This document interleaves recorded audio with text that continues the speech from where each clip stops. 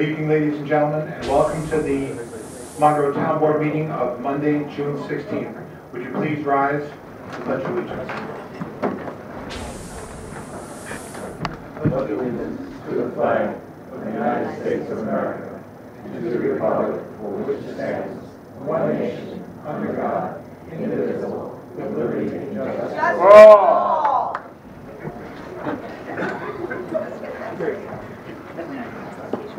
Ladies and gentlemen, please note your exits directly behind you to your right and to your left, and to your in front of you to your immediate right as well. Please silence your cell phones accordingly. Welcome to the Monday, June 16th Town Board meeting, regular meeting. We begin with the approval of the minutes for June 2nd.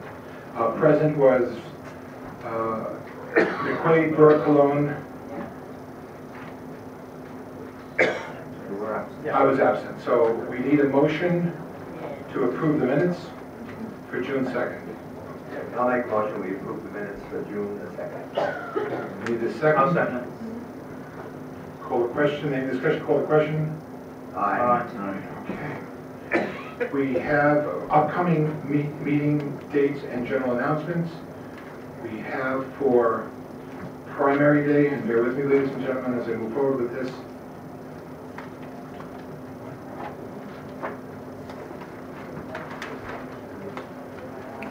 We have for primary day, that would be for the Independence Party. That would be for June 24th. And Mary Ellen, I believe that is held at what locations? Okay. Districts 1, 4, 5, 3, and 18 will be at the Monroe Woodbury Jewish Community Center, 1465 Orange Turnpike. Districts 2, 10, 1, 13. That's not supposed to be there. 2, 10, 13, 6, and 7 are at the Monroe Senior Center, 101 Mine Road. Districts 8, 9, 19, and 36 are at the Harriman Center at 9 Main Street, Church Street, and it's the entrance on Church Street. Then you have districts 11, 7, and 14, 15, 16, and 17. That's at the American Legion Post, 488. It's at 532 Lakes Road. And then 20 through 35 is at the Karen Plaza Banquet Hall at 55 Forest Road.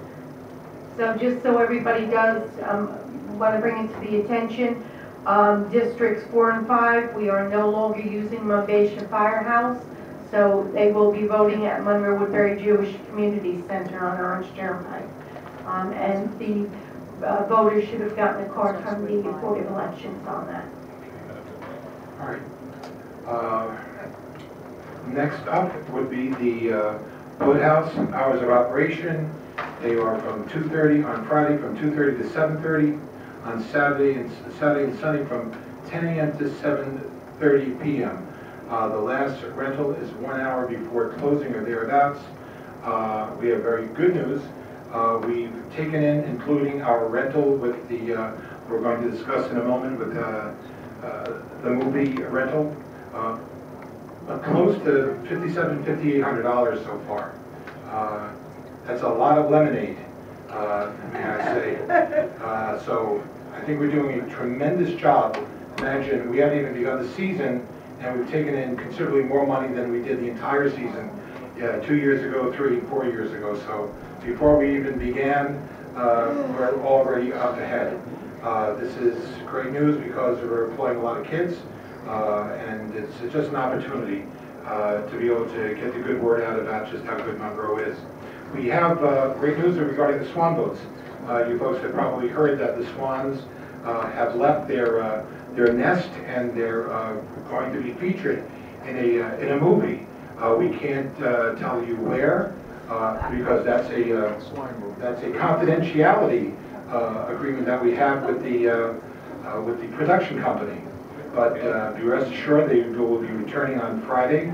We have one that was left behind us because the crew that were picking them up couldn't get them on their truck, so they'll be coming here tomorrow morning. We've taken in, we received about, Peter, $2,800 for the 3-day rental, I believe. That's 3 days, an extra $2,800, and that's a whole lot of good. So we're looking forward to seeing them in this movie debut, and as soon as we can tell you where they're going to be and how much we're going to wind up perhaps getting additional money if they choose to keep the Swan a day or two more, we'll let you know. We have, Mr. Dole? yes. I just want to make sure that there's no foul play. Okay. I couldn't resist. We've asked for, there are a couple of things, I know that Councilman Colon had asked regarding a follow-up from Museum Village. I'd love to call in for the executive director there, but I think these things will resolve themselves. I'm sorry. Oh, no, that's okay. I mean, my thing was, of course, we don't have quite a full house today because there's no public comment. But when we do have public comment, I'd still like the board members to still consider a larger venue for when we do have a larger turnout. Okay. We have a request for special orders resolutions for, we need a resolution to pay the bills. I'll make the motion to pay the bills. No, second. Call the question. Aye. Aye. Also, our comptroller, Dr. Martin, has asked for 6 transfers for various reasons, and I'll go over them with you right now. One is I request your approval to transfer $6,700 from an A fund contingency to increase to the budget for shared services as follows. Sorry, there were 5 altogether. A ship from the A00-1620-410500 uniforms for $500. The A00-1620-2000 equipment line for $1,500. The A00-1620-430100 vehicle maintenance line for $1,500. The A00-1620-4303-00 building repair and maintenance for $2,200. And the A00-1620-4230-00 buildings janitorial line for $1,000. I need a motion for that. I'll make the motion for the aforementioned budgetary transfers. Is there any discussion? I second it. I'll make the, you said something about uniforms for who? Peter, could you explain that? It's uniforms. You did. Eli came to me and said that the board had approved some. Right, those would be uniforms, I believe, for the Elijah. For Elijah, for the building maintenance, and I believe they're T-shirts for the boathouse staff. Yes, those are separate in the boathouse, but yes. Is this a uniform rental or just an outright? No, this was presented to me as some That's a purchase of work shirts. work shirts. So we're just buying work shirts and T-shirts for $500? Yes. The 500 doesn't represent the requested purchase currently, but to fund the line that had no funding in it at all. I said, well, all right, so it's coming from contingency, put $500 this was the budget, and the only thing that's going to be spent is what the board approves to have spent, which I've been told there's. And then there was another $1,500. Could you go through that again? Well, that has to do, currently the building maintenance has been using some of their personal tools, and I believe they have a request to you for getting some additional tools and I believe it's a commercial lawnmower that they want for the horseshoe park. So that's how that came about. And then there's another 2,200 building repair and maintenance. Well, building repair and maintenance is an ongoing thing, and as long as work is being done to the buildings, things like putting up, recently you had some work done on the windows in town hall. That's Like 22. the service. Well, It's- no, but the only thing adds is, yeah, I know it adds up, but it keeps coming out of contingency fund, which is our rainy day account. No, it's not. What is it then? Contingency is not the rainy day account. What is it then? The contingency fund is an amount of money that's a line item in the budget that was in excess of those expenses which had been identified at the time that the budget was adopted. And how much we have left in contingency? You still have on the order of $20,000 in the A-fund contingency. You started out the year with over 60. So we went through 40. It's been going down slowly as you go along, and the board has authorized expenditures that are not expenditures that are in line items of the budget. You can't spend money from contingency. Contingency can be transferred to other line items and can only be transferred within the fund. So far, we transferred 40,000, and now we're doing I don't know if another it's exactly 67. 40, but yeah. Well, yeah, you're But supposed that's what it's for. I mean, it's for the things that come up that were not anticipated at the beginning or in November when you put together a budget for the town. I have a comment from Highway. Can Highway get involved in these uniforms?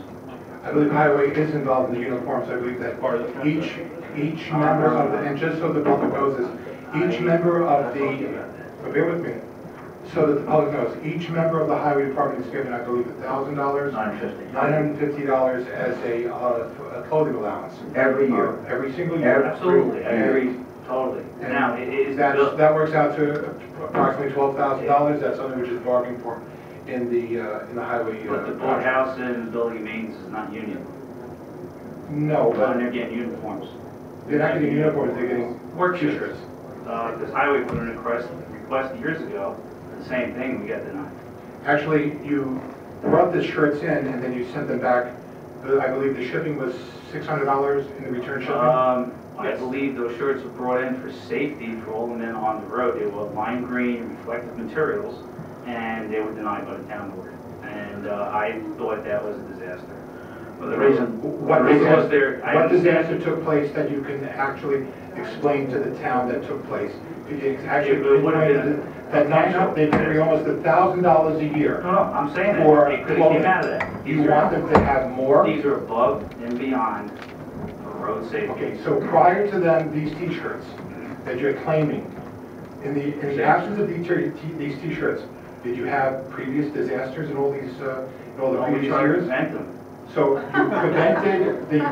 you prevented these disasters by not having the t-shirts, or what did you do? No, it to could come out prevent of the their line t-shirts? item for their. What did you do to prevent the disasters? It would, absolutely could have came out of the line items, but it was told to send back, and we sent it back at an expense to the town. You mean a line item for what? You sent them back at the expense of the town. No, Over $600, you sent them back Federal Express. that was You by sent them order of back. the town board. No, you're absolutely, we never authorized you to send back a box of t-shirts, the 600. Please show us the email. Yes, I I'm just will. worried Show us about, the email. gentlemen, Gentlemen, we'll hold this over, we're gonna wait for the, No, hold on, just, email for gentlemen, $600. I just wanted to find out about $6,700, that's all I didn't know. It's okay. Want to But get Tony brought up a separate issue. The fact of the matter is, Tony, I did advise the rest of the board members that being in an industry where we have OSHA rules as well, what you really have to do, and I believe I mentioned to you and to Bob, and probably to Kevin, you really shouldn't have men out there depending on a t-shirt for safety. What the OSHA rules call for is a tear-away vest. It's an orange reflective type vest which tears away. It's Velcro. Absolutely, And it yeah. tears away. That's what you use for safety when you're out on the road. You don't use But t-shirts. they're not used, and there's Excuse me, I'm not here to argue this point, it's just that I'm other just- departments are getting uniforms, they're I thought I non-union, could finish. and the administration of Highway asked for that and was denied. Yes, Peter. Jerry, No, I'm just saying, Not to the create proper, comments. the proper thing to wear when you're on road work, which I've been on, is they issue you a tearaway vest, which is issued by the highway department through the highway budget, paid for by the taxpayer. They get the proper vest to wear on the road, which lets people see them. And, God forbid, something hooks onto their vest or whatever, it tears away so they don't get dragged down the highway, depending on a t-shirt or a that doesn't tear away. That's the OSHA rule, so that's what we provide for them. That's correct. Right, and we do that. I'm Are using those gentlemen, safety vests? I'm not. Superintendent, are we using those tearaway vests? Absolutely, it's law. Okay.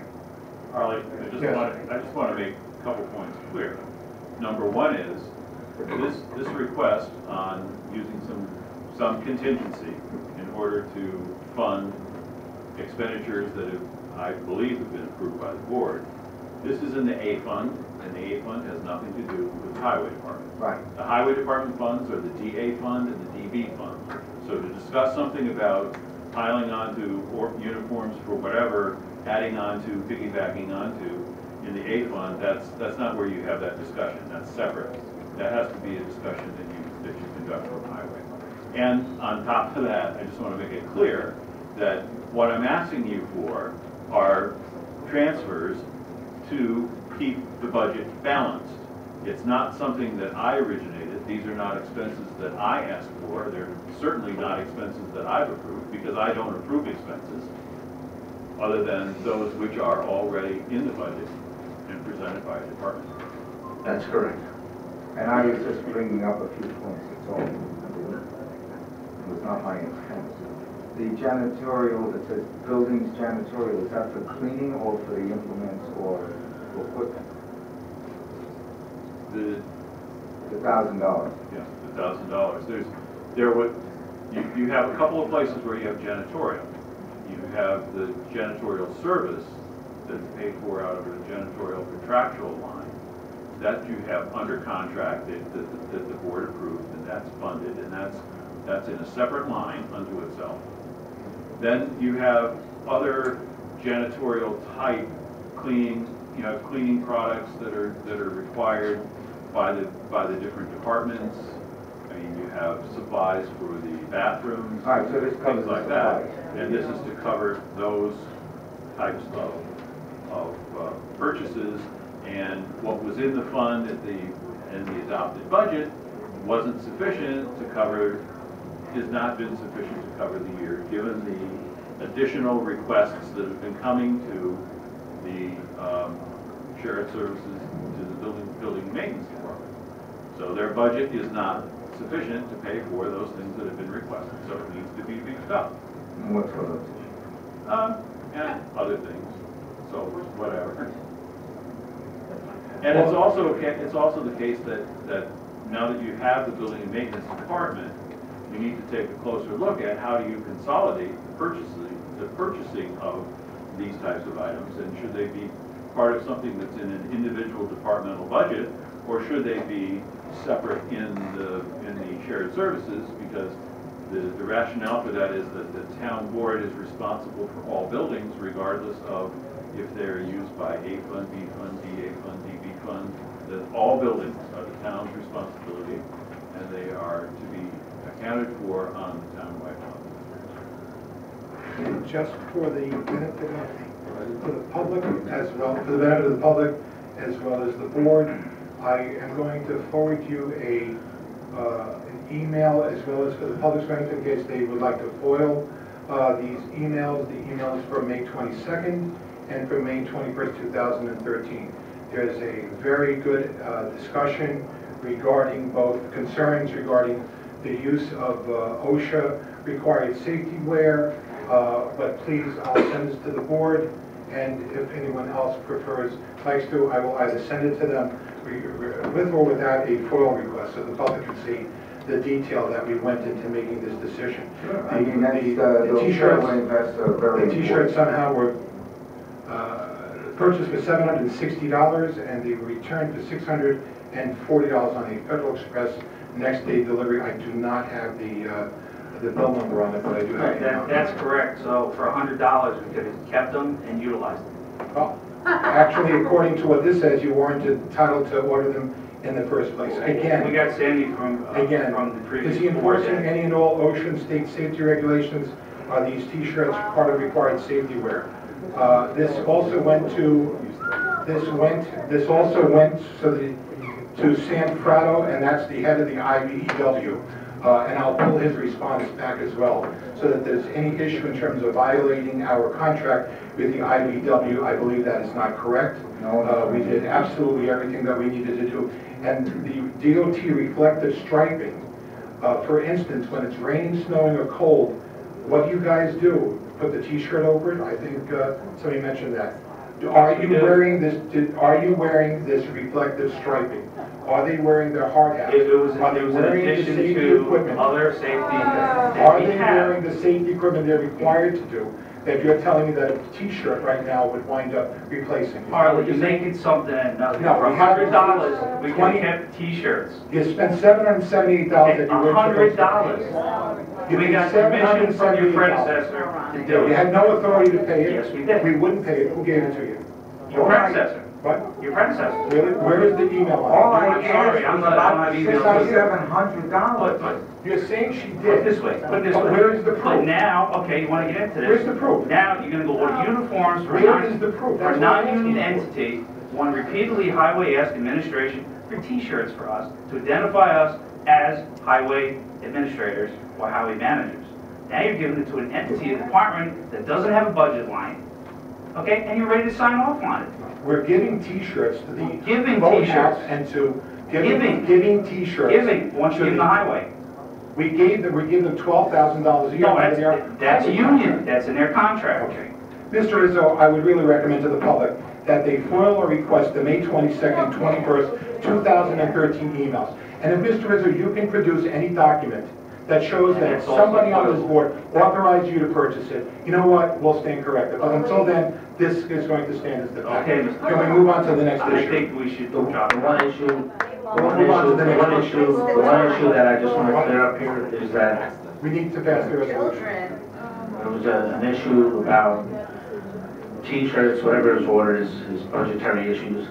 The fact of the matter is though is that ordering t-shirts for employees, whether they're uniforms or t-shirts or hats, whether it's a building manager, the building inspector, or his assistant, it has really nothing to do with whether it's a union contract or whether it's non-union or whether it's a supervisor. If the town feels they have to let someone wear something that lets the public know who they are, such as when the assessors department sent the part-time assessment help out to people's homes, they then had to have badges and different things to let people know who they were.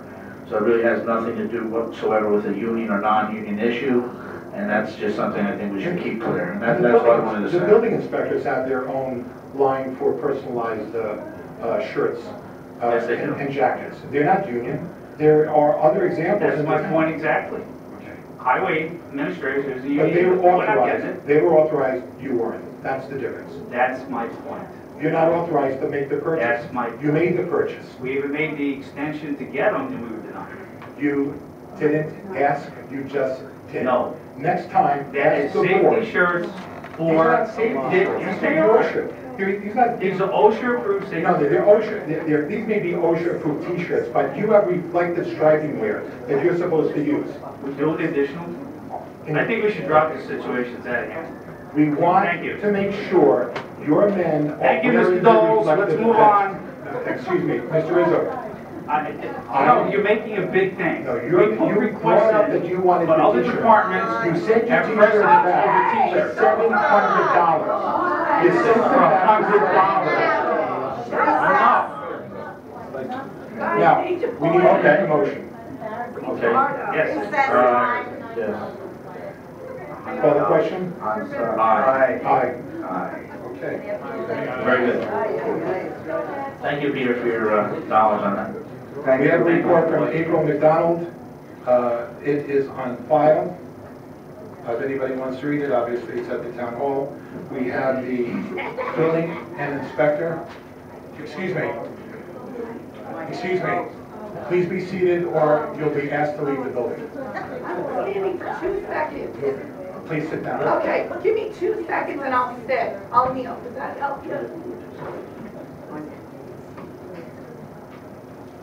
Thank you. I'm not allowed to stand? No, you're not allowed to actually. Ladies and gentlemen, there is no solicitation at the town board meetings. You can't sell or request donations for a particular purpose. Not selling anything. Let's move on. We have, The senior center is really not a place to be getting donations or selling things, so please stop that in the future. Thank you. we have a report from the building inspector regarding the permits, our total of monthly totals for the town of Monroe for January, February, March, and May are 89, miscellaneous 83, combined with single detached units 3 and commercial units 3. That's a total of 89. We have a permit by type which is on file. We have a report from the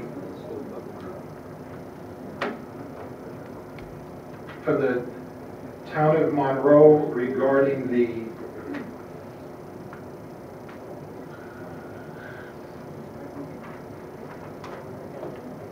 an explanation of the different types of certificates of compliance and COs that were issued by the building inspector, which represent the numbers that I just mentioned. We have a list of complaints, a total of 25 complaints that were brought into the town of Monroe building inspector. Code enforcement officer. Yes. Practically the same person. We have our report from the Monroe Town Court. We received a total of fines and fees in one court, $293. I don't think this is right necessarily. And then in another court, total fees between the two courts, $11,784. That balances out correctly. But I'll look into that. We have a refuse report that came in. We have a total of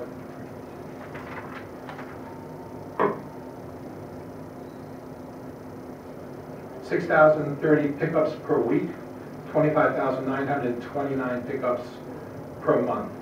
The current monthly charge per customer for 2014 is $24.50.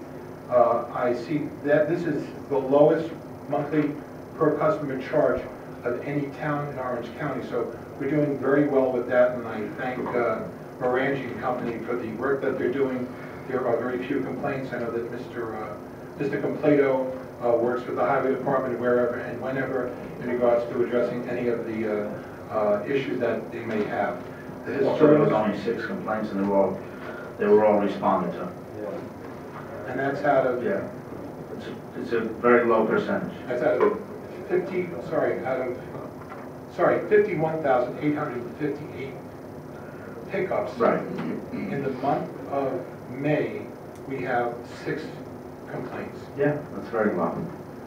We have the historian's report is on file. There's a charge, amongst other things, of $53.15 for just miscellaneous expenses. We have the legislator's report, Marty Kenneth's, which is on file. If the board would like, I will read it. Otherwise, it's on file or online for review. We have the report from the planning board. We're pleased to report that we had the first filming of the planning board the other day. It was met with a lot of apprehension originally, but it's certainly well received. It's an opportunity for the public to see exactly the exchange of information back and forth between the members of the board and the public. The issues on the May 13th, 2014 agenda were Smith Farm, Eagle Ridge, Pollock Farm Phase, the Pollock Farm Phase 2, Lanza Viva, as well as the Professional Square at about 2A. That was, I believe, the May 13th or the June 10th. It was the Glenwood School, Lanzapini Phase 2, Forest Heads, and Shea Meadows. Regarding Shea Meadows, Mr. Sorrentino had contacted me the other day. I don't know if he had spoken with you or his counsel had spoken. I did. I got an email from Mr. Attorney, yes. Shea Meadows is a development owned by Mr. Sorrentino.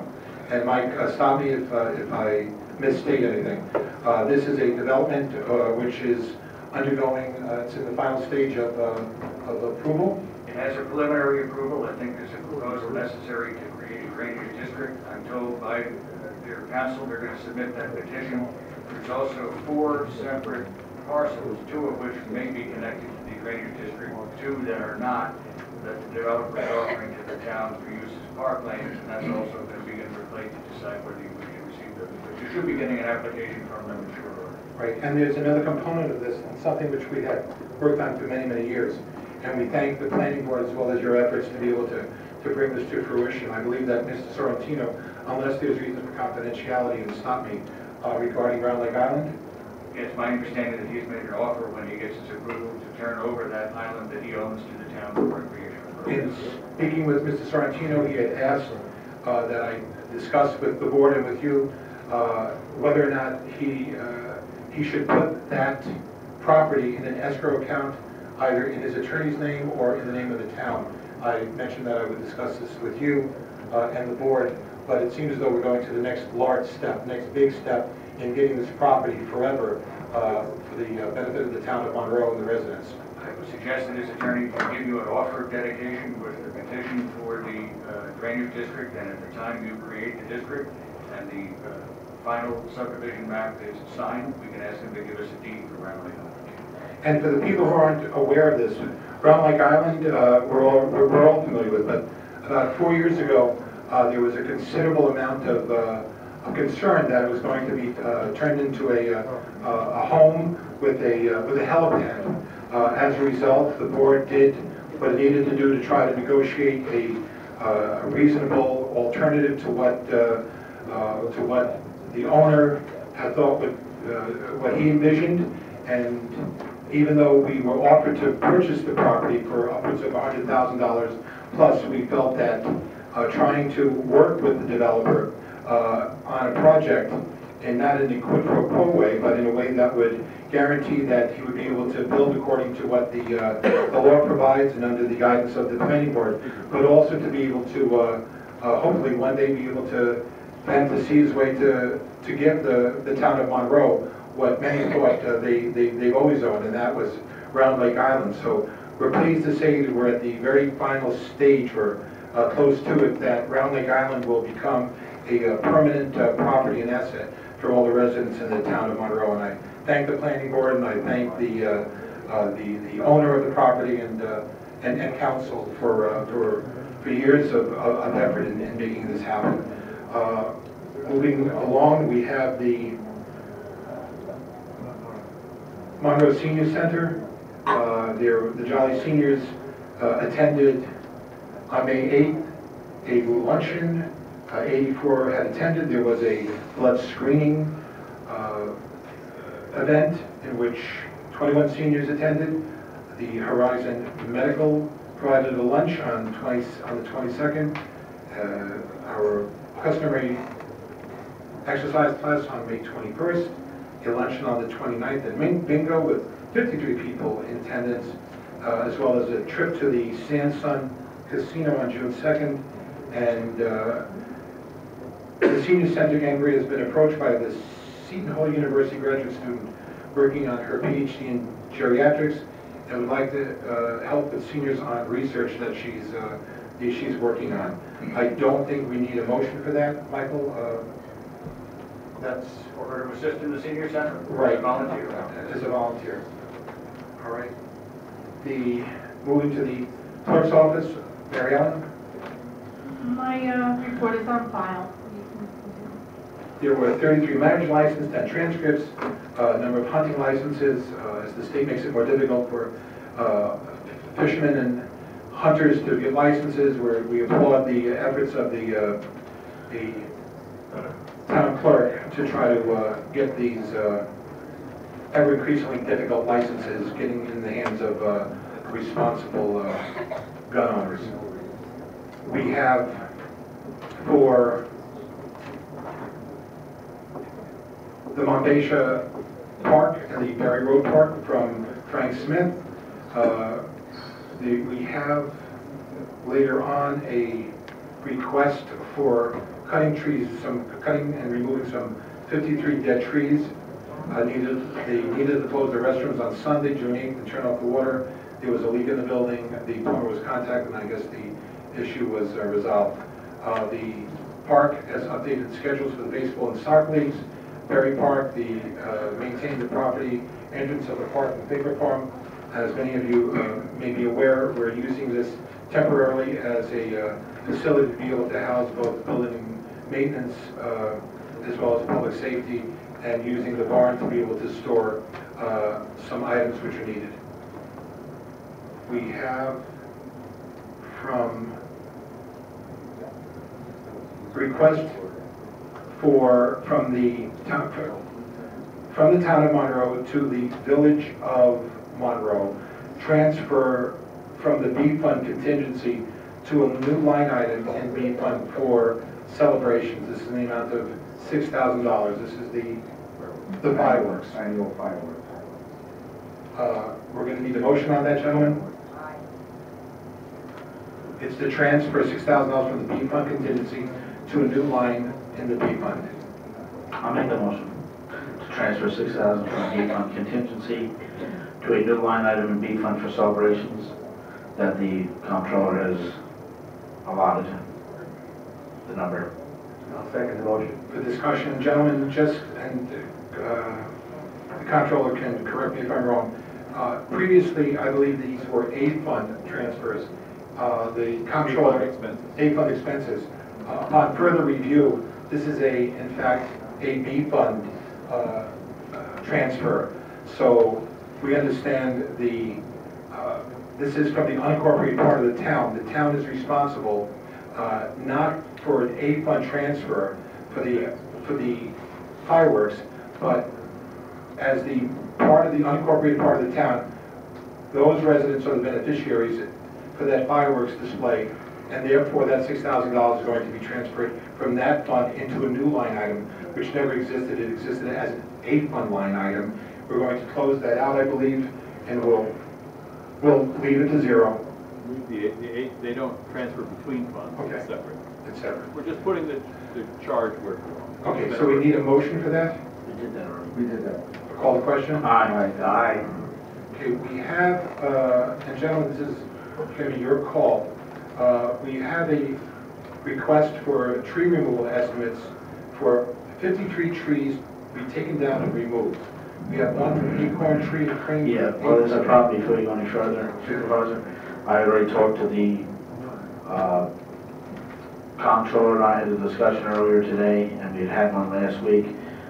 We're going to have to, once again, as I mentioned at the previous town board meeting, we had talked to the parks, and the way they did the specifications and the estimates, whether it was a miscommunication between parks and the contractors, or the contractors and the parks, they didn't have similar or specific specifications that would co-align to make it a fair bidding process for anyone involved. Also, the estimates, one was done vaguely, more vaguely than it should have been. When we need specific numbers and specific specifications, we're going to talk to the parks again and make sure that on our end, on the town end, that we're putting this out properly so that it can't be challenged later on. So we're going to have to put that off to the next meeting. But it should be done, and it should have been done now, but the way the bid was done, myself and the comptroller didn't think it was done properly. Okay, so we'll hold that over to the next meeting. Absolutely. Okay. We have a request to transfer $20,000 from B fund contingency to B fund new line item for the video head end equipment. This expense will be refunded when the capital PEG money, this is the money that we received, the $27,000 or thereabouts from Cablevision, is given. It's called Public Education Government Funding Money, and this is what we negotiated with Cablevision. George has spent an inordinate amount of time on this. However, if you, gentlemen, How much is the money? the 20,000. That file there, that's the type. Those are the actual units which were recommended by Cablevision, confirmed by a number of municipalities which have fully expanded on the Cablevision contract. It's a video streaming system. It's called Watch It Later Video Streaming on Demand with live streaming. It's referred to as an Codex H.264 high definition system. These are the Nexus, Ultra Nexus SDI system. These are the standard package that we need, and other municipalities, Warwick,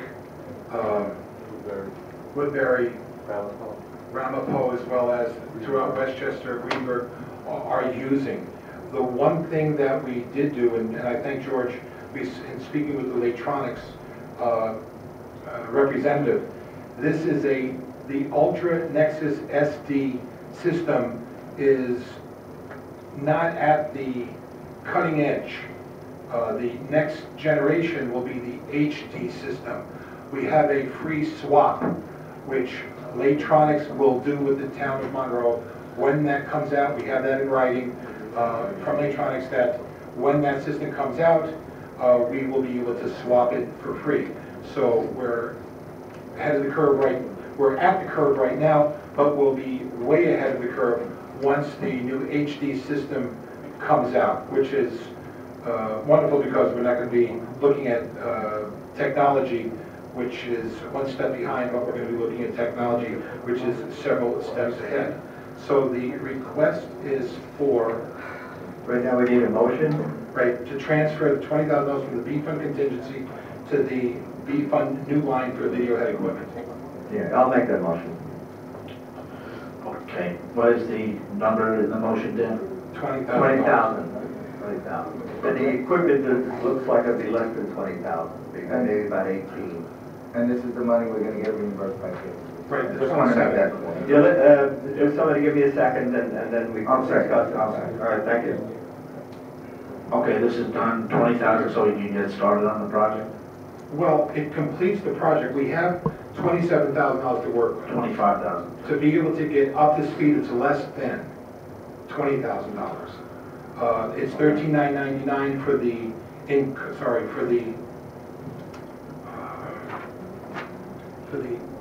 Ultra Nexus 2.2 SDI, Okay. and then the purchase of the camera and some other pieces of hardware. That is less than the $20,000 that we're asking for. Okay. We also have a reserve of $5,000 plus For other items we might for need. other items, right? Okay, So we're not we're using all the pig money right now. gonna use this and then get paid back from the PEG money, which we negotiated. That's correct. $25,000. That is correct. All right, 10 years. 13 years. 13 years. Okay. Okay, I'm okay with it. George did the proper work, and you've seen it. I'll go along with it. We've gone over and over it repeatedly Okay. with the We have the manufacturers money, the different municipalities. We've checked, rechecked.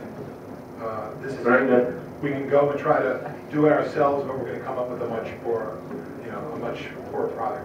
What's nice is there are list prices, but George has talked to Woodbury and Warwick, and they got a good discount off of the list prices, so we have some bargaining room. This looks like this will work out very well for us.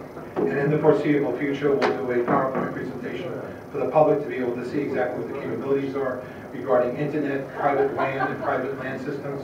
Well, I'll tell you what, it's about time that the town is moving forward and modernizing our system, so I'm in favor of it. And remember one thing, both the Village of Harriman and the Village of Monroe, each of them has received a sizable amount of money for PEG. They have yet to use any of this money, so we encourage them either to develop their own system, their own video production, so that they can do like we're doing, or perhaps they would consider, rather than using that money for the general fund, using that money what it was geared for, and that's to purchase equipment so that they can do what we're doing. The village gets paid a franchise fee. Both villages get paid their franchise fee, and they both receive money. So we welcome them, and I'm sure that George would perhaps show them some of the ways that they can save money and be able to do what we're doing, so that they can do their video of their village board meetings, their village planning meetings, and their village ZBA meetings the way we're doing. So rather than us doing it for them, perhaps we can help them do it for themselves, especially since they got paid for it. Or they could make an IMA and we could do it for them for a fee. Okay. So we need, if you don't mind, additional comments when you have a moment from Highway. Okay. Just remind us towards the end. That being said, do you want to call the Call the question? question? Aye. Okay. Aye. Rick? Aye. Okay. We are on disaster. Right. This is a resolution for the placement and location of outside news personnel and camera equipment to be located in the rear of the room. Placement determination to be under the direction of Town of Monroe security personnel. This is, I'm assuming it's for safety, so that the equipment, they know where the equipment is, so that it can be put in the most neutral and safe location. The rationale is pretty self-explanatory. We need a motion for it. I'll make a motion for the placement and location of outside news personnel and camera equipment to be located in the rear of the room. Placement determination to be under the direction of the Town of Monroe security personnel. I'll second the motion. I'm not touching that. Here's the problem when you discuss this. Yeah, well, you have a second. Here's the problem, when you make a resolution and they say they must be in a fixed position regardless of where we are and what is going on. I think that the news people have always been cooperative, they've always worked with the security personnel. We haven't had any issue with them. I don't want to put in an act of law that's going to say they must be in a certain spot if the room is half empty or there's no room, or if we go to a larger venue, it could put them too far away. I just think we should leave it flexible as possible and let them work that out with security. Take direction.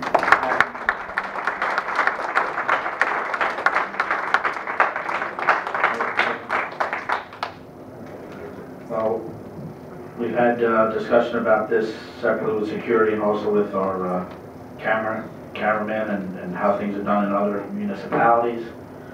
And I believe that with the cameras they have today, if they were to be put a little further back, they could definitely see what's going on, and also audio is not an issue in today's equipment. And they would be in the rear of the room. They could be placed either side, whatever, between the Town of Monroe security personnel and our cameraman who runs this presentation. We can figure out a fair location for the news personnel. I think you also have to realize that we've had people in the past, they've been in all different spots. Sometimes they've been in the way of what we're trying to do in the camera sense. I'm not a cameraman, but we've been told that. The other fact of the matter is we had last time, people up here knew who they were. As far as the board, in the middle of the meeting, they started breaking out food and eating it up here. I mean, it just gets a little bit out of hand if you don't have a specific way of handling them. So for that reason, we're looking to make it a more standardized thing for everybody. It's not unfair, just standardized. I understand, but See everybody. Why is he sitting in the back? Excuse me, no calling. That was our explanation. Regarding the, if Don't I worry, may, Molly, they'll still see you sweat. if I may, the news personnel, we've had Bob Quinn over at the table there. I personally see it hasn't been invasive for the no, I mean, the news personnel to sit there. I understand The camera stuff. the camera, but in terms of the news, any news people out here, well, people there has been. they can take direction from security depending on the situation. That's all I'm saying. Gentlemen, whatever you want to do, I think the idea of keeping. Well, the security will then tell them where they can go, where they can't go. That's fair. Right, and That's all the resolution really establishes. So I think I think the resolution is important because it tells the news media that we do have some problems, that they've been cutting in front of the camera, they've been out of control. So maybe we should lay this on the table, but let the news media know that listen to what our security has to say, and let's try to make this an orderly meeting where the public gets to see everything, and camera angles from our videographer aren't cut off. Oh, absolutely, but that's why security gives them direction. That's part of the resolution. No, the resolution Yeah, it is. goes strictly to the back, A placement determination to be under the direction of the town Monroe security personnel. in the back. It's actually, it should be where he wants to He put could it. make exceptions and say they could sit up here if they don't have a camera. I always thought that security was giving them direction, so I... No, actually, they really didn't seem to have the opportunity to. I think it's empowering security to be able to. Security. That's what, I'm just answering something in the audience, sorry. Do any of the board members have a question about leaving the press table where it is? Is that fine?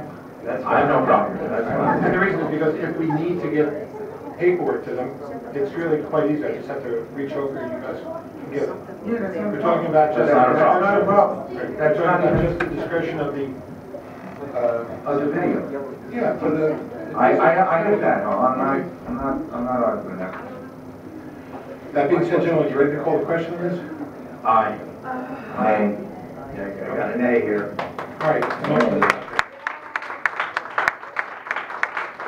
The next one is a motion to permit the Monroe Fire Department to train with the water rescue craft, subject to regulation by the DEC. This would be at Round Lake. Presently, the Monroe Fire Department has to go all the way to Greenwood Lake to train. The board feels, or at least the supervisor's office feels, and in discussing this with a John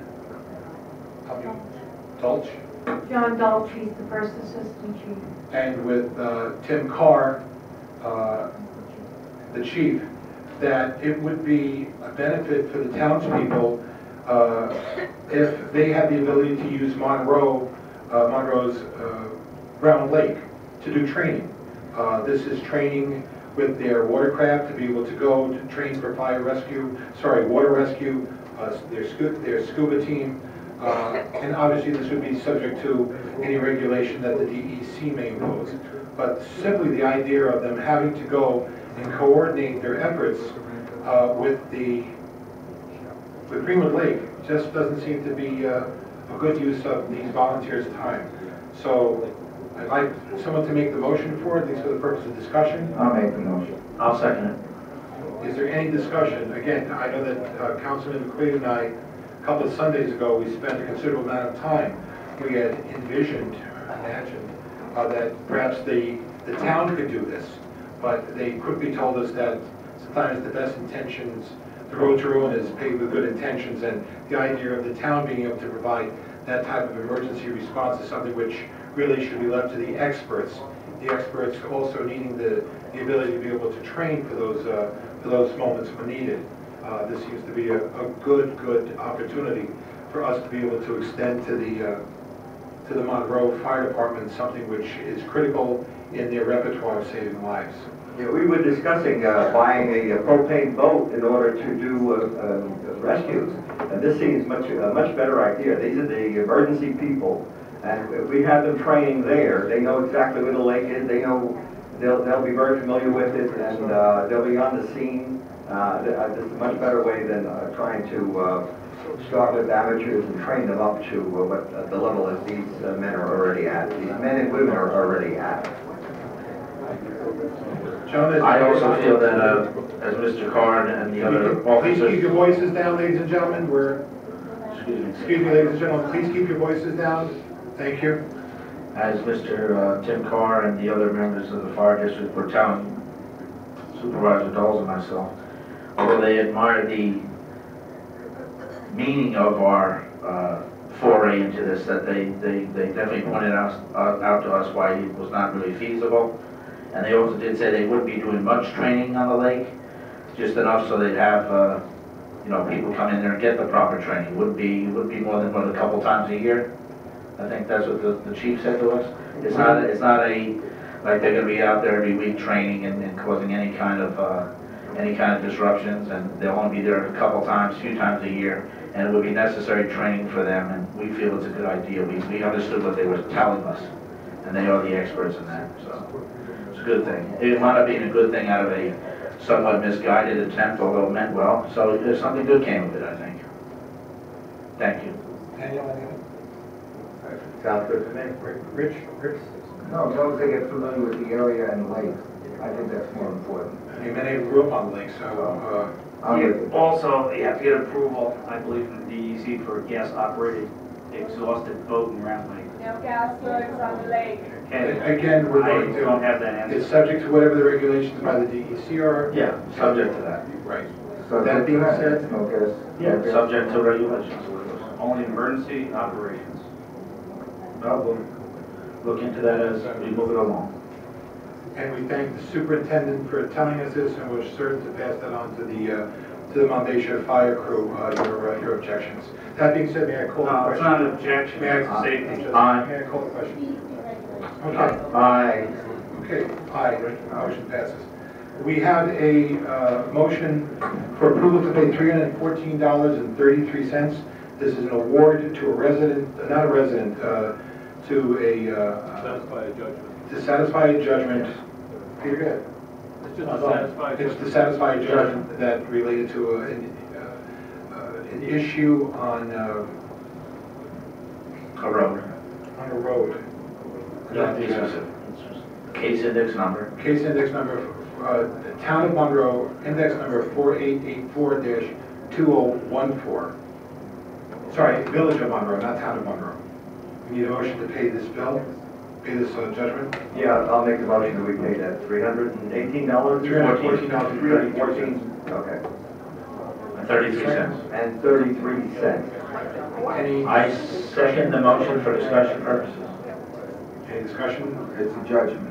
Yeah, the judgment's already been made, and the issue is there, and I don't see any reason why we can't just pay the judgment. No, we have to pay. Well, we can appeal, the window We to can appeal appeal, is let's there. not do It will that. cost a lot. At Let's that not do point, that. it's not gonna do that. Okay. It's better to just pay it cheaper. Correct. Yeah, it was pursued in small claims court. It is a small claim. Yes. And the judge has made a ruling.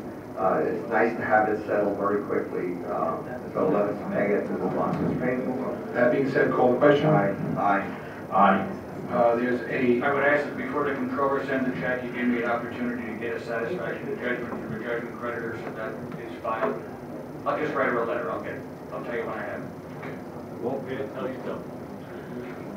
We also, Supervisor Doles, not to interrupt your next comment, about approval on a 2015 Freightliner truck. we're getting there. Okay, thank you.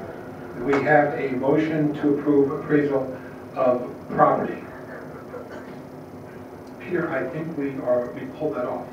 I thought you did. Okay, so we're pulling that off. We have the approval to purchase a Freightliner tandem, plow truck in the amount of $222,475 for the highway department. This is to authorize the supervisor to sign a letter of intent to Henderson, I believe it's Henderson Ford, but Henderson is what the name I have here, to issue a purchase order, and for the Town of Monroe's comptroller to issue a purchase order for the Freightliner. Again, the amount is for $222,475. This is part of a bond of $350,000, which we had made a motion for about 2 months ago. And it's taken some time. And I thank both the comptroller as well as Highway for cooperating in this, because about a month ago, Peter and I, we went to New York State Procurement School, and we learned a lot. We tend to think that purchasing is a very simple process, but it's extremely complicated, especially when you're trying to comply with the state requirements. This is something which I must say I did not know about. I believe that the comptroller learned much And I think that highway, if they weren't aware or they were aware, we've learned together to work together to create the most viable way of being able to get some critical purchases made in the most legal way, the most expeditious way, and the best way for the benefit of the town. So if there's any questions regarding this, again, please ask the highway superintendent, he probably knows more about this than anybody else. Yeah, it's a 2015 Freightliner chassis, which is $122,000. It was bought off the Westchester County contract. Again, it's all state bid information, best price. And then the equipment to go onto that vehicle is all stainless steel, which is of course good for salt control, and we won't be replacing body in 8 to 10 years. And we can use that equipment to be put on another chassis at a later date. And that's $100,000, yeah, $100,175, totaling $222,475 as a total. It's a great truck, and it'll be with us for many years in service. And we need reliable equipment replacing a 13 or 15-year-old truck, which is held together by plywood and screws right now. But it works. You're gonna keep that truck? I thank the board for coming forward and giving us this truck, and we'll utilize it to the best of our ability. What do you have any questions on it? Yeah. That's not the protocol. I'm sorry. Oh, sorry about that. Well, I'll just want to make a comment.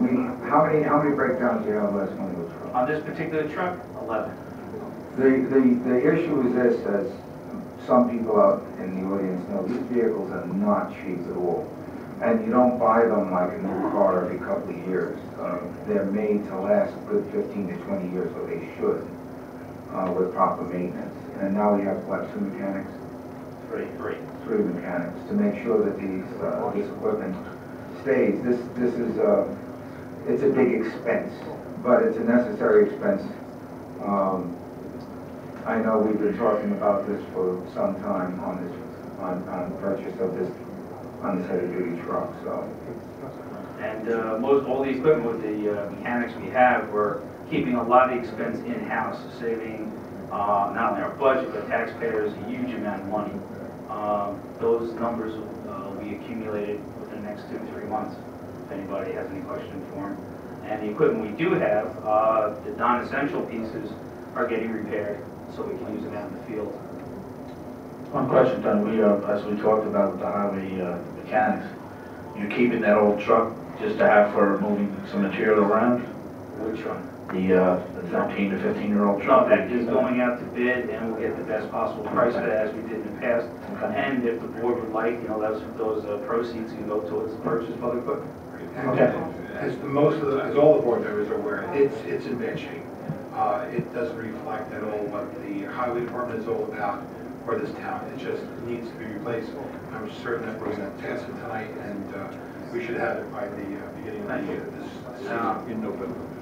Okay. By November? Gentlemen, with that being said, unless there's any discussion, can we take the motion?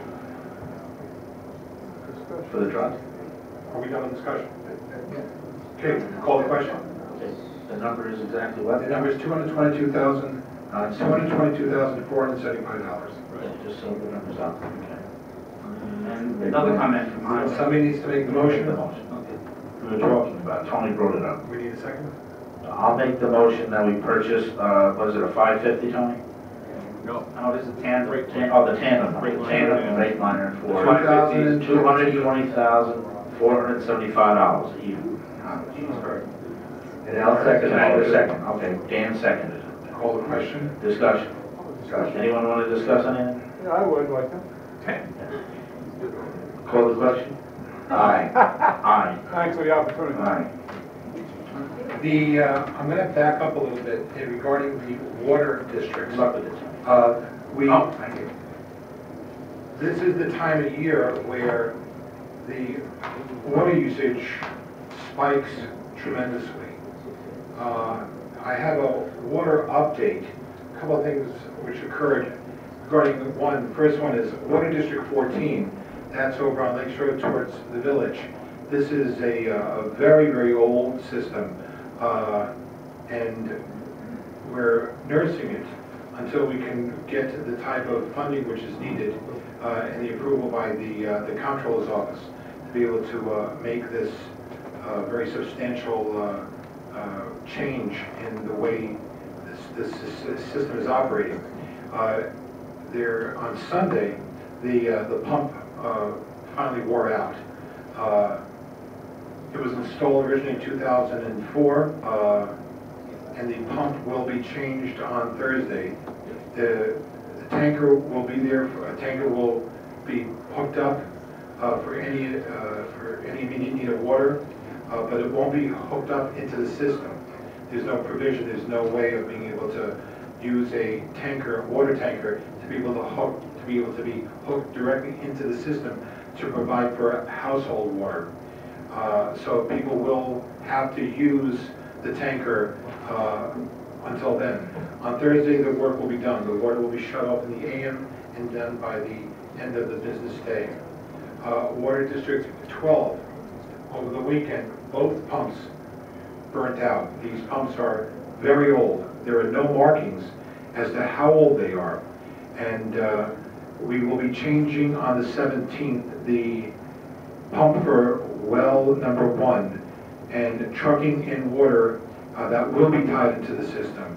By the end of the week, the other pump will be installed after the work for Water District 14 is done, so that there won't be any significant downtime. Then the backup work for the second pump will be done. In Water District number 2, the meters have been installed district-wide, but not completed because of some control and pressure problems due to the age of the system. The booster pump will be replaced, all the control panels have been replaced already, and we will check to see if there is any money. Otherwise, we will authorize. That is something that I'll be getting to in a moment regarding a transfer of B fund money to be able to pay for these booster pumps. Regarding Water District 1, there were minor repairs on the tanks. The concern was how the pressure is buffered. We are in the process of water replacement controls due to the age of the units, and will update accordingly. Water District 7, all new water meters are in place and operational. In Water District 8, that's in the Rye Hill Road area, trying to resolve the problems of high demand on the weekends and pressure in their homes. As many of you know, we replaced over 2,800 feet of pipe last year, and we need a solid week now of doing the final tie-ins to make the water loop complete. We need a couple of days, according to the water department, of dry weather, and the major concern is on the upper end of Hilltop. We found that the booster station is set up for a pressure system, not a volume system, in the storage tank. If the public would like more explanation on that, I would ask you to call my office. It's a little complex. I didn't understand it completely, but it's a pressure versus a volume issue, which in high demand the tank then simply does not supply enough water. To cure that problem, they are working on the water control system to be able to mitigate the issue, this discrepancy. The cost is approximately $17,000 for the control. Total should be between $20,000 and $25,000, but there should be, according to comptroller, money left in the original bond, and we'll get an update accordingly from the comptroller regarding it. According to Water District 10, going shortly to changing the meters. They already replaced the hydrant on Harriman Heights Road and Pine Tree after an auto accident damaged it, as well as fencing and some damage to the master meter that as a result of being hit by a car. So there is one issue here, and that's the approval of the transfer from B fund balance to the Water District to pay for the booster pumps. That is a loan which will be paid back from the Water District, since it's not funded at this point. It'll be a loan from the B fund, Peter, correct me if I'm wrong, from the B fund to the Water District 2 for the booster pumps. Yes. Okay. Do we have an amount on this, or do you just want an approval to transfer money based on the approximate cost of the booster pumps? And if so, can we do that? I think for the booster pumps, you probably want to authorize tonight like $15,000. Okay. That's for Water District 2. Yes. So you gotta get your book off your mic, you're cutting it off. Okay, so the request would be to transfer $15,000 for the B fund balance to Water District 2 to pay for a booster pump. That loan should be paid back from the Water District to the B fund balance line. We need a motion for that? Yeah, I'll make Is that that correct, motion. is that correct, Peter? Yes. Go ahead, Dan. All right, I'll make that motion. Need a second for discussion? I'll second the motion for the transfer from the B fund balance to the Water District number 2 for repairs. That's for a replacement of booster pumps. Replacement booster pumps. Any discussion? No, we just said we have to be financially flexible to make sure that all the water districts are working, and that people get their water. And we'll get the money back later. That's in the amount of 20,000, right? No, we said 15,000. I mean 15,000, sorry. I was wrong. Okay. Any further discussion? No. Call the question? Aye. Okay. We have a request, gentlemen. Yes. For Water District 12, Water District 12 is not real flush with cash right now. And I think that for the pumps going into Water District 12, we should have another motion to approve from B transferring $7,500. Okay. Yeah. But the language would be the same, approval? Same. Saying that's to pay for the pumps and then as a loan and then to be reimbursed by the district. Yeah. This is for 12, Peter? Water District 12. And how much? I think we should start with 7,500. Okay. Well, it gets us started. Okay. Let's not go crazy. So, Peter, is this correct? This is approval for transfer from B fund balance to the Water District 12 in the amount of $7,500 to pay for New well pumps. new well pumps, loan to be paid back from Water District 12 to the B fund balance line. If I was correct, it was the one pump right away, and then Jack Sherry's gonna look into if he has to replace the other pump, is that correct? Yes, we're going to do it one at a time. He wants to get them back online as fast as possible. So this is for one booster pump? One well pump. I mean, one well pump. Okay, okay. Two for Water District 2 is booster pumps. Okay, let me ask you a question. Does that include the water, okay, forget it. Go ahead, I got it. We need a motion. I got it. I'll make the motion to transfer from B fund balance to Water District number 12 for the replacement of a well pump. $7,500. $7,500, right? Thank you, We Dan. need a second. I'll second it. Any further discussion? It's gotta be done. Call the question? Aye. I just want to comment that yesterday we got 2 calls from the Water District about 3 o'clock. And we called up Jack Sherry and his company, and they got right on it. And by the time, I guess it was 8 o'clock rolled around, Jack had called us back and said he had ordered some trucks up there with water, and he had water in the system for the people to use. So, and we also talked with today. He's keeping that up. He's doing the right job for the people. We appreciate that. Okay. Call the question? Aye. Aye. Aye. Aye. Okay, this is, gentlemen, please look at your sheets. There is a request for authorization for defibrillators. You have, but you should have here. This, at the procurement seminar that Peter and I attended, there were a number of vendors. We had the good fortune of discussing some of the town needs on an emergency level. One of the things that we've spoken with for years is a defibrillator in some of the key buildings. We had one here in the past number of years ago, but because of some mishaps and some snafus, they were taken out. Technology, fortunately, has become much more user-friendly and more reliable. We know that the highway department has a defibrillator right now. I believe it's a Philips defibrillator. Yes, it's a Philips defibrillator. It was purchased last year, and we just completed training for all highway personnel. So, having that in their kit is a real big reassurance if something, God forbid, goes wrong. This is a request for $5,700 for 4 Philips defibrillators. They are, 3 would be for the Head Start defibrillators, and 1 would be one with an infant child key extension, which would be used in one of the other at the boathouse. This would be 1 for the boathouse, 1 for the town hall, 1 for the court, and 1 for the senior center. Obviously, we would have some training that would be required. The cost is anywhere between voluntary, depending on how we go and try to source it out, to a charge depending on who we go to. But this would be for the actual, this is on state bid, by the way.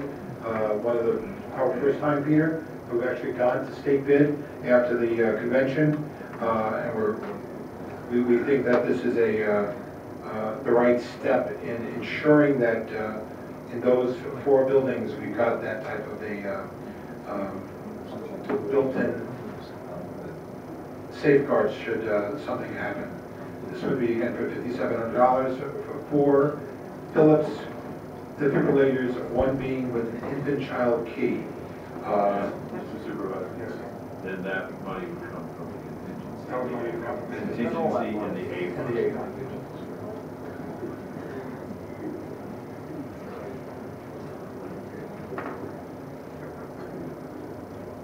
Gentlemen, does anybody want to make a motion for purpose of discussion? I'll make the motion. I'll second. Discussion. That's 4 defibrillators? 4 defibrillators for the town hall, the court, the senior center, and the boathouse. And how many infant access points with it? 1. At the boathouse. That's something which we can add on, but we thought that the boathouse would be the one place where we have a pretty high incidence of young children in town. But it says here in this thing, there's 3 of them. There's 3. What I did was I just took the extra $1,400 because this quote was for 3, and I just added the $1,400 for the additional one. No, I'm just saying, but there's 3 infant keys, child keys on this one, right? Is that correct? We only want 1. Yeah, but. I'm just letting you know, on this, there's 3. It says 3. We don't need it. We don't need it? No, we only need, well, in my opinion, we only need 1. I don't think we need an infant key for the senior center, the courthouse, or the town hall, but that's up to, Just 1. Okay. Tony, you know more about this than anybody else. You should have something in the town hall, because you do get a lot of infants coming, mothers bring their babies, at least 1 more for the town hall.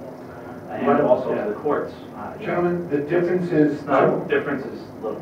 $240 minus 84, $176. Why don't we get 3 of them then? Then It's already in the To quote. save somebody's life, I think it's 1. Why don't we get 3? So have it at the town hall. If we can get 4, then the reason is because when we do the training, we can do the training for all 4. Make a motion. Get all 4 then, yeah, that's Okay. fine. So what we're asking for is That's not much more. $700 plus an additional 176 times 3.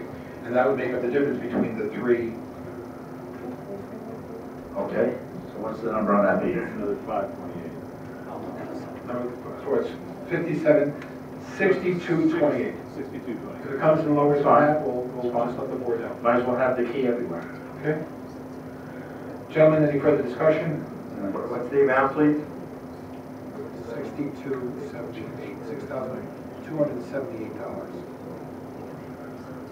And that's for 4 units with the, Infant key. right, and if there's any change in this, I will notify the board directly in the form of an email, and I'll also send a highway superintendent an email on it as well. Well, I think it's a great idea, and it's a good thing to move forward with for safety. Okay. Good job. That being said, is there any further discussion for this? I have one little piece, not related to defibrillators.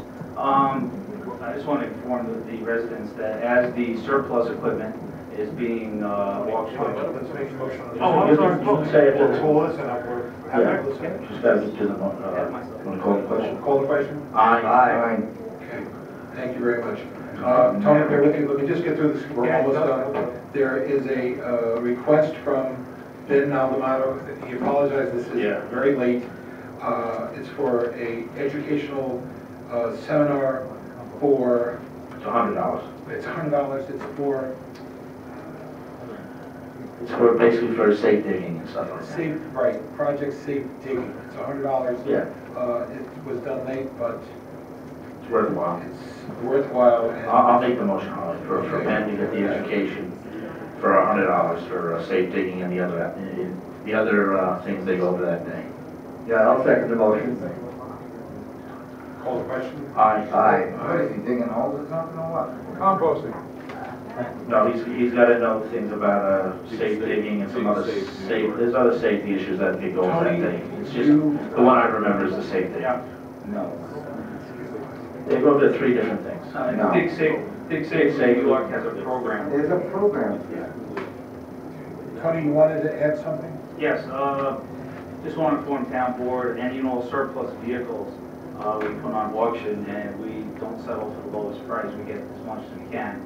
And that monies will be put towards other equipment purchases. And so the cost of even this new truck will be reduced. Okay. That being said, is there anything that anybody wants to do? We voted on it. No, we voted on the Defibrillators. on the defibrillator. Tony just wanted to vote on that. And then, Aye. aye, this is for the $100. $100, right? Aye. Nay, we got 1 nay. So 3 ayes? 3 ayes. Okay, so it passes. Is there anything that anyone, board members would like to add before we go into attorney? Yeah, I have a couple questions. Executive. One thing I'd like to add, a couple things real quick. One is, I just want to make a point because it came up at public comment the last meeting. I just want to make it clear that yes, we do. I want to make clear that George County films the Village of Monroe meetings and many other parades and events in this town and in Orange County, as a matter of fact, for many years, not just recently. He films quite a few things throughout the village and town of Monroe, Harriman, and Orange County for free. He continues to do public service for free for the town and village, and even for the county, with county parades and everything like that. And he's gotten quite a few commendations and notices for it. So I know it came up again. We've explained it several times, but when George films it, specifically was asked about the Village of Monroe meetings. He does not get paid for that by the town of Monroe. He brings his own camera equipment. He uses his own audio equipment, and he does not get paid for it. I just hope that's clear enough that people understand that he does not receive any compensation, nor does he use any town equipment. I hope that clears up that issue for the resident that asked. We've gone over it a few times, but I just hope that puts that to rest. And just a footnote, George is a resident of the village, and he's very interested in what goes on at the village board of trustees. Absolutely. And some of the village trustees did thank George for some of his work when he did some filming of the talks about the possible repairs to the dam or whatever the eventual issue, how it's settled with the dam and the pond. So they were very thankful to George for doing that for free. The other thing is I have a, let's see what I have in front of me. Okay, hold on. Okay, I have a report from the security, from Joe Brown, about some issues that were brought up last meeting about community service. And this is related to that. Number one, the letter read to the town on June 2nd, 2014 was written by Captain Brown to the Honorable Judges Winchester and Milgram, not from the judges to the town board. 2, the letter was written as a proposal from the town board to the Honorable Judge Winchester and Milgram to consider the possible reinstitution of community service to the court within the town of Monroe. 3, at no time were we, the board, suggesting that security monitor, follow, and or that the persons be specifically watched by armed personnel. Security was aware of that also. 4, they merely would be directed assignments to the appropriate department, such as 1, a light cleanup project, 2, a minor office assistance, 3, minor community cleanup projects identified throughout the town, and they just would be designated as to where they would have to go, and the scheduling would be done through the security officers, chiefly Joe Brown would coordinate that. That's all it was a matter of coordination. Okay, now there's another issue that came up last week about the role of the cameras at the town board meetings. And as I mentioned at that meeting, we do have cameras that are in the senior center that are operational all the time for security for the seniors. Some people in this town have not realized that we're living in a world now in the village of Monroe where I live, where there's cameras all throughout the village. Everywhere you look, there's security cameras put up by the village and monitored by the police department. This camera here that we have with George is the one that you see on the shows on public access on the cable channel. That's the show. So, camera 1 is merely recording the board members' specific meeting, the town board meeting, and that's the meeting you see. It's not edited unless there is something on it that doesn't meet FCC guidelines, certain types of languages, or political buttons or banners that cannot be put forth, because the town would be in trouble legally if we did that. Camera 2, that's the camera that's usually over to the left here, behind Peter off to the left. That is to be able to provide accurate footage of the entire participation of the board and audience in the event of any action that requires a response to any complaint, accident, violation, and or event within the audience that may lead to any civil, criminal, or accidental event. The town is prohibited to show any public display of any political signs, personal comments, t-shirts with pictures of political comments that are not compliant with the rules of the FCC for towns and municipalities, public service communications rules and regulations. That is why the camera 1 merely faces the board and is the primary for all public service access viewing when replayed on local access channels. And as our cameraman has told me, if there is some kind of breakdown with the camera number 1, that camera could be switched up to the first spot, or if it's just to finish the meeting, we could use some of the footage to finish the meeting from that spot if it's okay. That would be a call. That would be a call. Excuse me. That would be a call done by our cameraman George, who runs the camera show. There is, as I've been told, because I just heard something from a member of the audience, there is no specific zooming in on any particular person in the audience. He was. The camera, excuse me. He was, Jerry. The camera is pointed in basic directions, and the cameraman, when I asked him that question, the one who actually operates that camera, told me he does not use a zoom lens to zoom in on particular people in the audiences. That is what I was told. I happen to believe the gentleman in question. So that's the roles of the camera. Just so people have that, we answer that question. And we will be answering some more of the questions that came up at the next meeting. Before we do the next public comment, we'll answer a few more of the questions that we've been looking into and researching, as I said we would. And we hope to have those answers for you during the early part of next week's meeting. Thank you very much. I also want to thank a couple of people for calling me up regarding some of the issues they have. We have over my ward district 8, there was somehow the road was left open.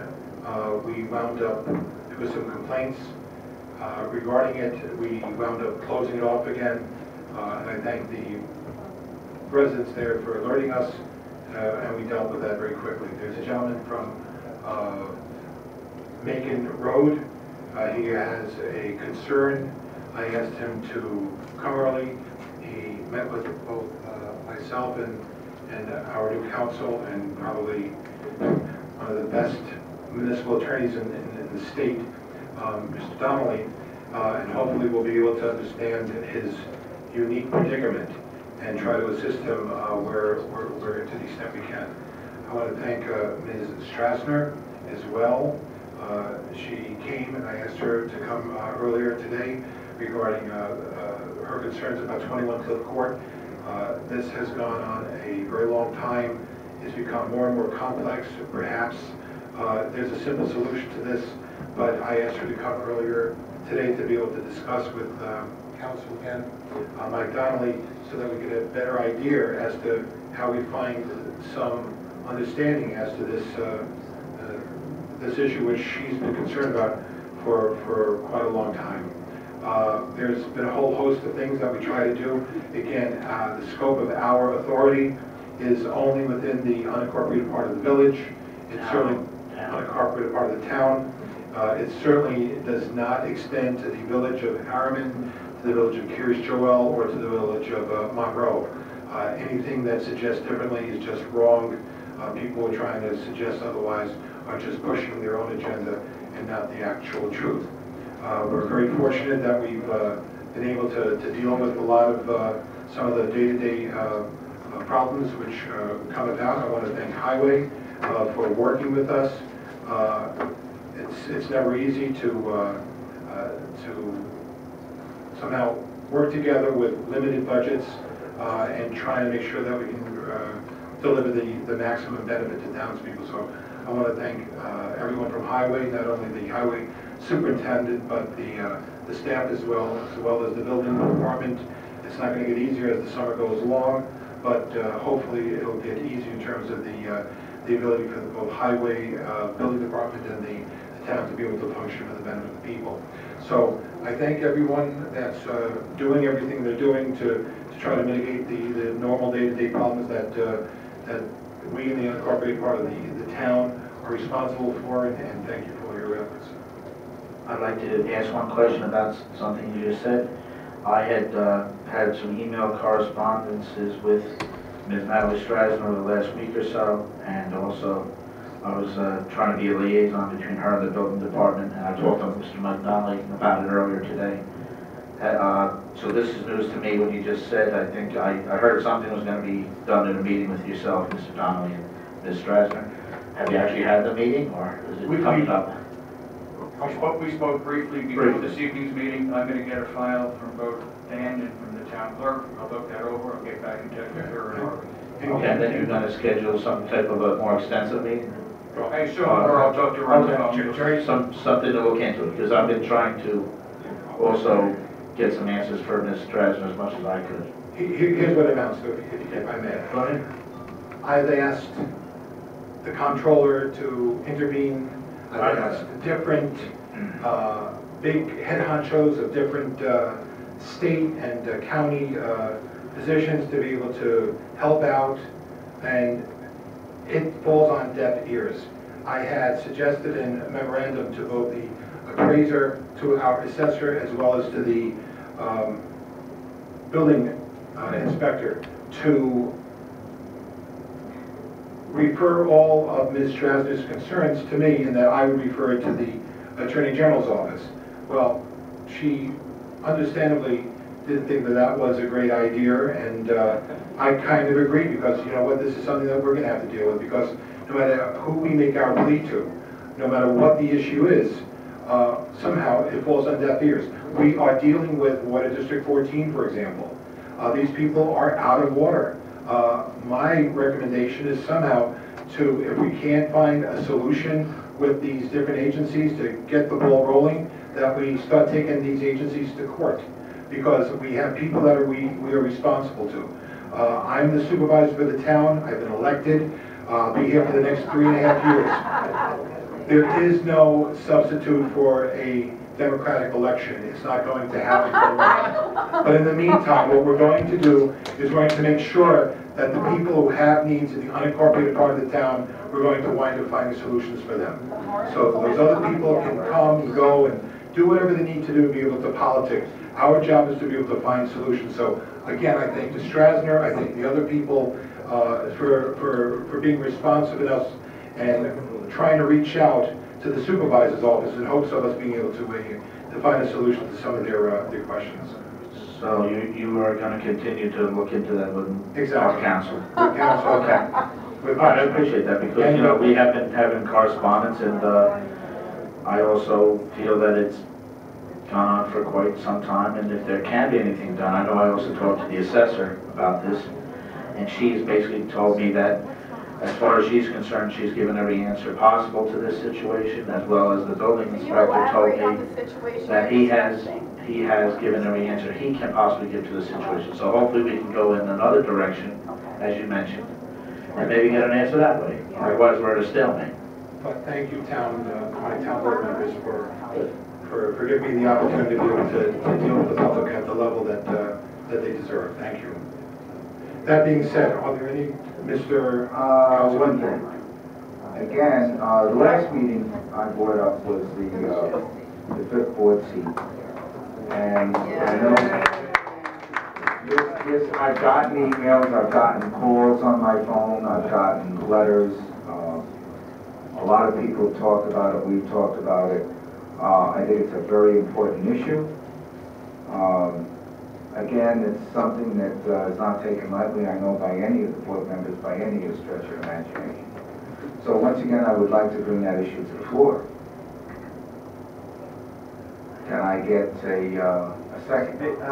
You know, this is a good opportunity to an honorary nomination, and I'd like to nominate someone who comes to every meeting, has held our feet to the fire on a number of issues, and also he got one write-in vote in the last election.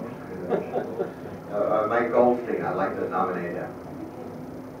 One vote?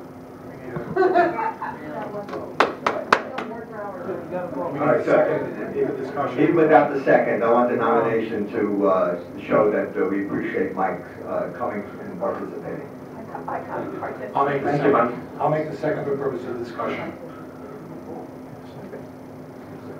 Mike's a person who's involved with the community, and even though we don't always agree, I will say one thing with Mike: when he had an issue with a contractual problem or a payment problem, he did what I felt was the proper thing to do, and he made an appointment with 2 town board members, met at the town, went over the issue, and we saw his point of view. I think he saw our point of view, but in the end, he had some very good points to make, and the 2 councilmen that met with him, one of them being me, went forward to push forth what he felt was fair for the town, and it took a little bit of time, but we got it done. So I do want to thank Mike for handling himself in a manner that I think shows his way of reasoning, and he had his numbers right, and he had his issue ready to be presented in a proper way.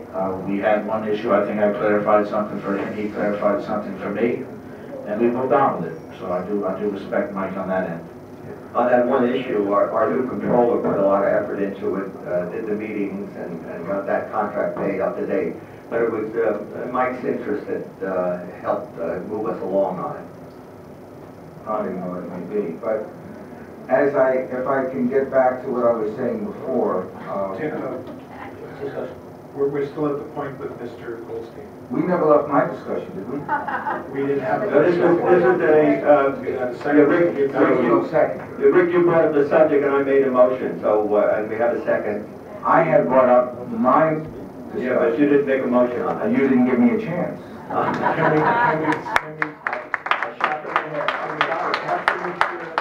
After Councilman Burke's motion, we will address yours if that's okay. But Mr. No, it's not. I had brought my motion up. I didn't even get a chance to. You will. I was You didn't make it as a motion. Well, I was interrupted and you wouldn't even let me finish. Do you want to withdraw your motion so that you can reintroduce it after Mr. Cologne makes his? Do I have to say it all again? Oh, please. Have the same discussion No, over just again? do whatever you like. It's, Okay, we want to oblige Might be better to both withdraw. councilmen. yeah. Dan. Okay, I'll withdraw that. I- I'll withdraw that motion until after Mr. Cologne. Thank you, Dan. Cologne, go ahead.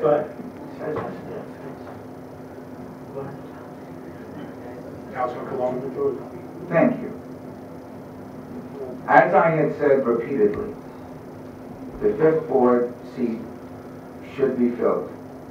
Now, I had brought up the name of Mr. McWaters, and I had done so because he ran against us. He was a large vote getter. It's not a question of being neutral. It's not a question of being another party. It's just a question of the man ran, and the people had spoken that they wanted him. That was the reason why I put the man's name up. So I would like to have a second and vote on it. Can I get a second, please? I'll second it for the purpose of discussion, but you've already discussed it. But I'll certainly second it for the purpose of discussion. Are there any other comments on that for Mr. McWaters? Yeah, the election, not everybody voted. I mean, the vote total. Ladies and gentlemen, we are trying, the board is going to have I know you're 5 minutes. an attempt, an opportunity to be able to discuss what it considers to be an extremely important subject, and that is whether or not we're going to appoint a 5th member of the board. If you feel as though, again, and if you feel as though you need to respond, 2 weeks from now, you'll have the opportunity to public comment together, so please do so. That will be your business. But right now, it's the discussion before the board, an opportunity for the town councilman to be able to discuss and opine on their positions relative to a 5th board member. Go ahead, Mr. Burke. Yeah, let me just say a few positive things about Mr. McWaters. I worked with him on the zoning board of appeals. Very thoughtful, did his work. He's a good leader. He knows what he's doing. And if I vote against him, it's not because he wouldn't make an excellent board member. It's because there might be somebody else that I'd rather see, I'd rather work with over the next year. And everybody remembers that there's an election coming up in November, which the 4th seat will be filled. So you have your opportunities to support whoever you like and try to get them elected. And the last election, the losing team got 31% of the vote. The winning team got 36% of the vote. A large, something like 6,000 people didn't vote. And there was another, about 800 people actually came to the polls, put a ballot in, but didn't mark anything for the town board. So, and I can't follow that. But anyway, there were 31% that voted for that particular individual, but there were 36% that said no, they don't want that particular individual running their town. So we might just go another way. How about the electioneering? However, that being said, and you are correct on that point, but may I remind you that on the last election that was considered to be an off-year election, in other words, no president, no governor, no U.S. senator, we had a larger turnout in this town, and this goes to all of the people involved, all of them, a larger turnout than the presidential campaign. So, if anything, like I always say, democracy is not a comfort zone. We have people for and against items. That's important. But what is really important is that our town came out, all sides came out and voted in the largest ever turnout. And I'm very proud of that. Even if they didn't vote for me, I'm still very proud of that. Daniel. You claim you want to represent everybody. Daniel. Sorry, for you. So can we call this to question then? There's a motion on to vote for this? Do I get a second for a vote? For Mr. McWaters. That was second for discussion. I want to bring it to a vote.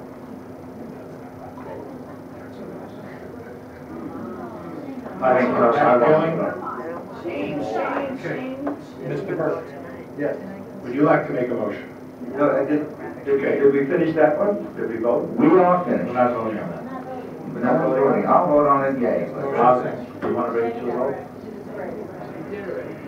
Okay, all right. Well, the motion I made earlier is for Mike Goldstein to proceed on the board, and this is almost an honorary motion, and for the reasons that we said previously. I'll second it for the purpose of discussion. And I think we've had our discussion, haven't we? Yes. Yes. Mike Goldstein, yeah, he's been to a lot of the meetings. He does has a lot to say, and it's always, you know, he always has a note of consideration of where we have to take into very serious consideration what he does say. Again, it's not a question if I stand against him. It's nothing personal. It's just I'm going by the vote, and that's it. Thank you. Mr. Goldstein, thank you for coming here. Thank you for going to the budget meetings. Thank you for things you do. And it's hard sometimes because I know that you've been critical of the board. You've been very critical of me, but nobody forces me up here. But you do, and Mr. Brower do force us to be accountable. So I thank you for your efforts. We disagree probably more times than we do agree, but on this, which I can say to you, I do not question your integrity and your character, And as far as Mr. Brower is concerned, the gentleman next to you, I wanted to know, and this has nothing to do, and if I get shut down by my board members, I will oblige them. But Mr. Brower, I want you to know that there has never been, and especially regarding any kind of a compost issue, there has never been a reason why I would personally do anything which would be adverse to you or anybody in the area that you live in. That you have my word on. But I thank Mr. Goldstein for sitting there, and I'm sure that you're going to be critical of me and my board and our board in the future, and we'll be there to listen to you. So thank you. That's a lot of compliments. That's a lot of work.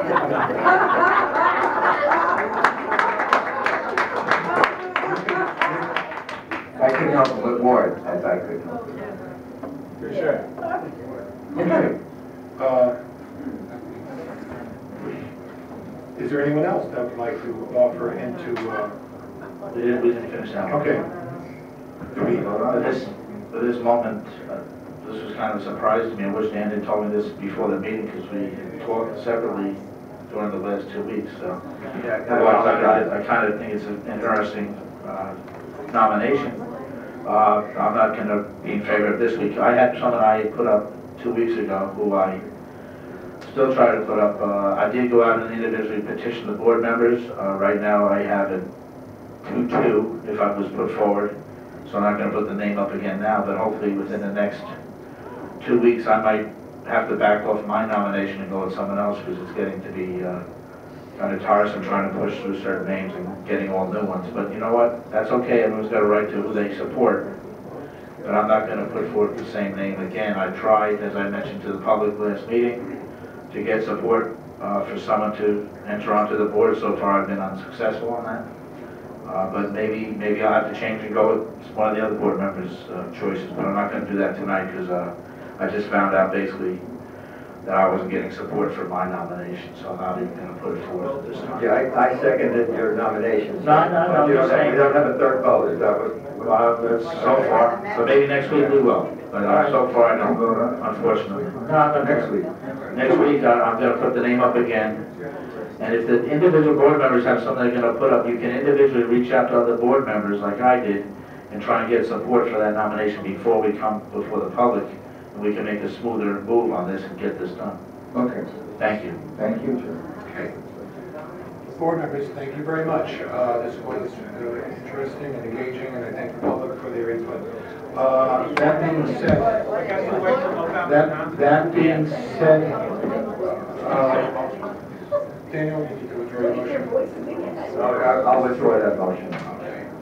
That being said, I'd like to make a motion to adjourn to executive and to attorney-client to discuss personnel issues and hiring, Dog shelter hiring. dog shelter hiring, and invoice regarding some invoices. The motion. We had an employee part-time to full-time possibly, right? We have that. We have And an employee access to personal records, issue. right? Also, Okay. purchase of equipment, Peter, what is it, from the parks? Purchase. Parks, special parks department, parks, yeah, remember you mentioned about, okay. Purchase of parking equipment. I'll make the motion. We need a second? Second. Question? Aye. Aye. Thank you, everybody.